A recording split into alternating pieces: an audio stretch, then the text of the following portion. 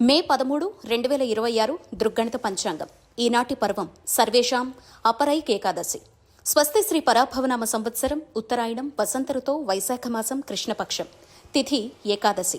మధ్యాహ్నం 1:29 వరకు తదుపరి ద్వాదశి. వారం బుధవారం. నక్షత్రం ఉత్తరాభద్ర. రాత్రి 12:17 వరకు తదుపరి రేవతి. సూర్యోదయ సూర్యాస్తమయ సమయాలు: ఉదయం 5:38, సాయంత్రం 6:30 విజయవాడ. ఉదయం 5:45, సాయంత్రం 6:40 హైదరాబాద్. సూర్యరాశి మేషం, చంద్రరాశి కుంభం మీనం. యోగం విష్కుంభ. రాత్రి 8:55 వరకు తదుపరి ప్రీతి. కరణం బాలువ. మధ్యాహ్నం 1:29 కౌలువ. రాత్రి 12:30 తదుపరి తైతుల.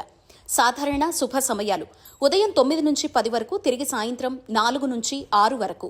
అమృతకాలం ఉదయం 7:41 నుంచి 9:13. అభిజిత్ కాలం ఈ రోజు లేదు. వధ్యం ఉదయం 10:29 నుంచి 12:01. దుర్ముహూర్తం పగలు 11:38 నుంచి 12:30. రాహుకాలం మధ్యాహ్నం 12:04 నుంచి 1:40. గుళిక కాలం ఉదయం 10:27 నుంచి 12:04. యమగండం ఉదయం 7:14 నుంచి 8:51. ప్రయాణ శూల. ఉత్తర దిక్కుకు పనికిరాదు. వైదిక విషయాలు ప్రాతకాలం ఉదయం 5:38 నుంచి 8:12. సంగవకాలం 8:12 నుంచి 10:47. అపరాహ్న కాలం మధ్యాహ్నం 1:21 నుంచి 3:56. ఆబ్దికం తిథి వైశాఖ బహుళ ద్వాదశి. సాయంత్రం 3:56 నుంచి 6:30. ప్రదోషకాలం సాయంత్రం 6:30 నుంచి 8:44. రాత్రికాలం 8:44 నుంచి 11:41. నిశీదికాలం రాత్రి 11:41 నుంచి 12:26. బ్రాహ్మీ ముహూర్తం తెల్లవారుజామున 4:08 నుంచి 4:53. మే 13 బుధవారం. రాశి ఫలాలు: మేషం, చేపట్టిన పనులు సకాలంలో పూర్తి చేస్తారు. కుటుంబ సభ్యులతో శుభకార్య విషయంపై చర్చలు జరుగుతాయి. ఆదాయ మార్గాలు పెరుగుతాయి. నూతన వ్యాపారాల విస్తరణ ప్రయత్నాలు ఫలిస్తాయి. వృత్తి ఉద్యోగాల్లో మరింత అనుకూల వాతావరణం ఉంటుంది. నిరుద్యోగులకు శుభవార్తలు అందుతాయి. వృషభం, చేపట్టిన పనులు మధ్యలో విరమిస్తారు. వృత్తి వ్యాపారాల్లో సొంత ఆలోచనలు కలిసిరావు. ఇంటా బయట బాధ్యతలు పెరుగుతాయి. ఉద్యోగస్తులు అధికారుల ఆగ్రహానికి గురికావాల్సి వస్తుంది. సంతాన ఆరోగ్య విషయాల్లో మరింత అప్రమత్తంగా ఉండాలి. ఆర్థిక అనుకూలత కలుగుతుంది. మిథునం, గృహంలో గందరగోళ పరిస్థితులుంటాయి. ఆధ్యాత్మిక విషయాలపై దృష్టి సారిస్తారు. చేపట్టిన పనుల్లో జాప్యం తప్పదు. వృత్తి వ్యాపారాలు అంతంత మాత్రంగా సాగుతాయి. ఉద్యోగంలో అదనపు బాధ్యతల వల్ల తగిన విశ్రాంతి ఉండదు.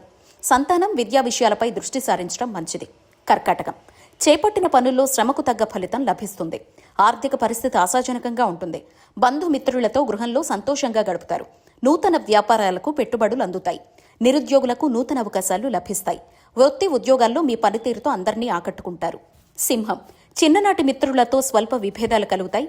చేపట్టిన పనులు మందగిస్తాయి. దూర ప్రయాణాలు వాయిదా వేయడం మంచిది. ఇంటా బయట చికాకులు పెరుగుతాయి. ధార్మిక సేవా కార్యక్రమాల్లో పాల్గొంటారు. వ్యాపారాలు నత్తనడకన సాగుతాయి. వృత్తి ఉద్యోగాల్లో అదనపు పని భారం ఉంటుంది. కన్య, దీర్ఘకాలిక రుణ సమస్యల నుంచి బయటపడతారు.